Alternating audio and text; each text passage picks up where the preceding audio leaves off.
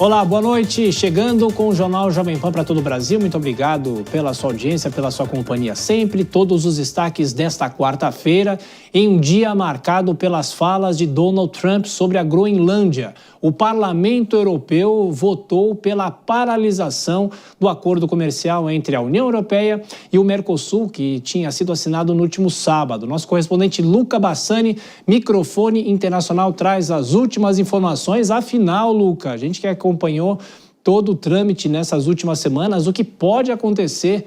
Bem-vindo, boa noite para você.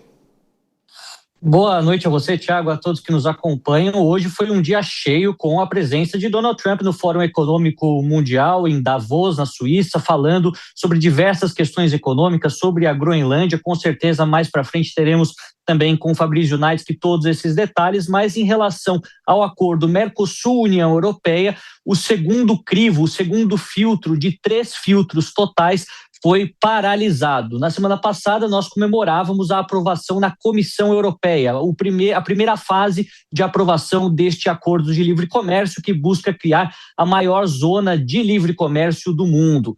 O segundo passo seria a aprovação do Parlamento Europeu. Todavia, o próprio Parlamento, com uma margem muito pequena de 334 votos favoráveis e 324 contrários, enviou o acordo para a Justiça Europeia para avaliar se todos os trâmites, tudo aquilo que está sendo descrito, está seguindo os conformes do estatuto do bloco e não significaria nenhum tipo de inconstitucionalidade, se é que assim podemos dizer.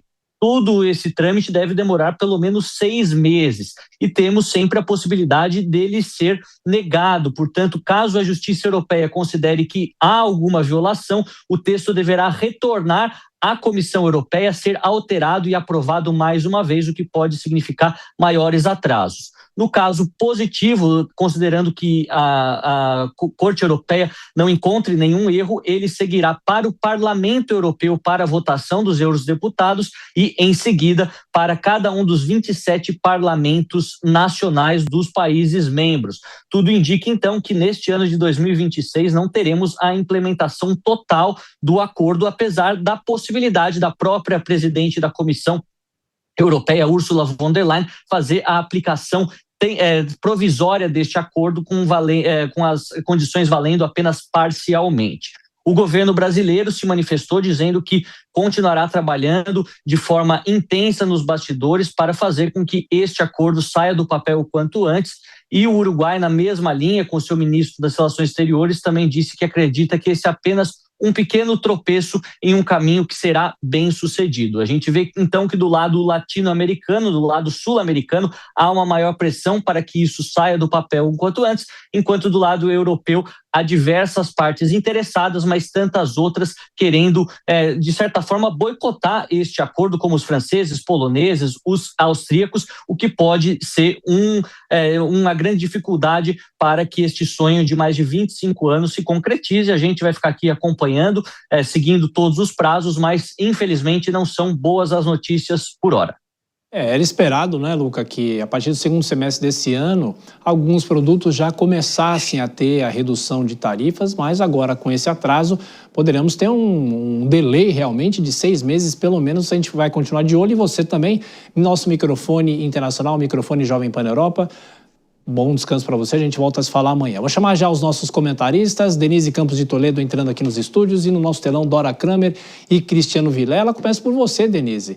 É aquela história, né? Era muito bom para ser verdade? Boa noite, bem-vinda. Boa noite, Dora, boa noite, Vilela, Tiago, boa noite a você que nos acompanha. Pois é, havia uma expectativa muito grande, nós fizemos inclusive a repercussão aqui no Jornal Jovem Pan de quais seriam as mudanças principais na relação comercial desse bloco que reúne aí 700 milhões de consumidores. O tratado criaria a maior zona de livre comércio do mundo. Havia muitas ressalvas em relação a esse acordo, foram colocadas cotas para determinados produtos. Então, uma espécie de proteção para os países europeus, especialmente na concorrência com produtos agropecuários aqui do Brasil. Mas não adiantou. A gente sabia que havia resistência de alguns países, de alguns eurodeputados que já prometiam, antes mesmo da assinatura do acordo no Paraguai, recorrer à justiça, tentando mudanças nesse acordo e protelar também esse processo. Então, Pode até haver uma decisão do Parlamento, da Corte Europeia de implementação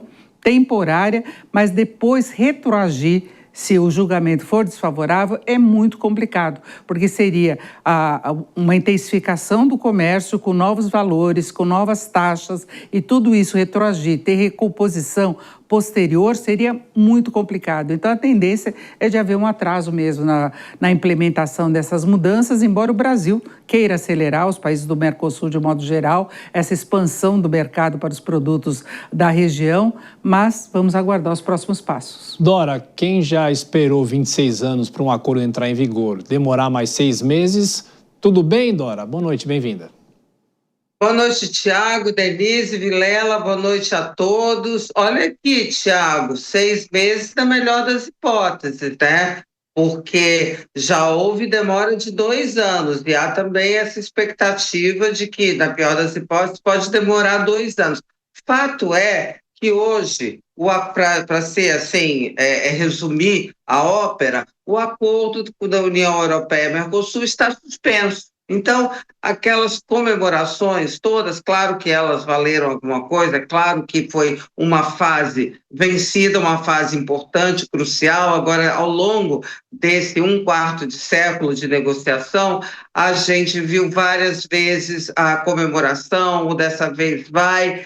Claro que isso é qualificado como um tropeço, tomara que seja um tropeço e que não haja uma revisão. Acho significativa também a votação relativamente apertada, né? Porque foram 10 votos de diferença a favor do envio para a Justiça e 11 abstenções. Então, a gente percebe que havia um amplo apoio, mas infelizmente contagem é contagem, maioria é maioria, então isso está posto. Mas eu tenho impressão, mas é só uma impressão, que isso não tem como, vou usar uma expressão aqui, essa pasta de dente não volta para o tubo, porque já foi um avanço tão grande que, mesmo que demore, na pior das hipóteses, esses falados 2 anos, bom, é melhor do que nada. Pelo menos estamos no encaminhamento de um acordo mega importante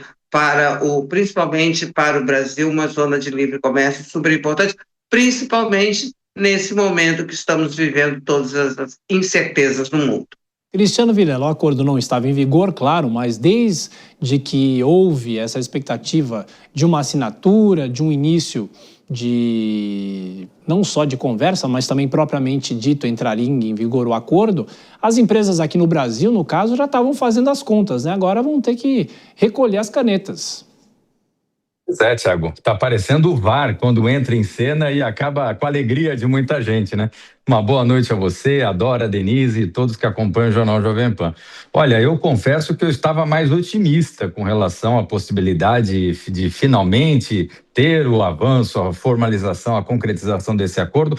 No entanto, mais uma vez nós tivemos aí um sobressalto, o que faz com que demore um pouco mais a apreciação. Fica evidenciado que não há ainda a construção desse consenso. Consenso, claro, seria praticamente impossível, mas de uma maioria significativa para a aprovação dessa união, e nesse sentido me faz inclusive pensar se de fato é factível com que uniões como essa, com que acordos como esse sejam formalizados de agora em diante, especialmente em se tratando da Europa, de um continente com uma absoluta fragmentação e que vem mudando o perfil dos seus representantes, dos seus governos, dos seus parlamentos. Enfim, algo que talvez numa fotografia de hoje pudesse ter ali, conseguir obter uma certa maioria para aprovação, eventualmente daqui a alguns meses já não seja mais possível essa obtenção. Então eu vejo que está bastante tumultuado, falta ainda a construção de um consenso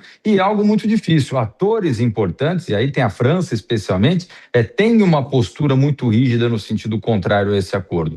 Infelizmente, nesse momento eu já não estou mais tão otimista não estou com essa expectativa de que daqui 6 meses pode ter uma aprovação. Eu acho que, na verdade, a gente está com o jogo bem embolado e pode ser que, infelizmente, esse acordo nunca venha a efetivamente se concretizar.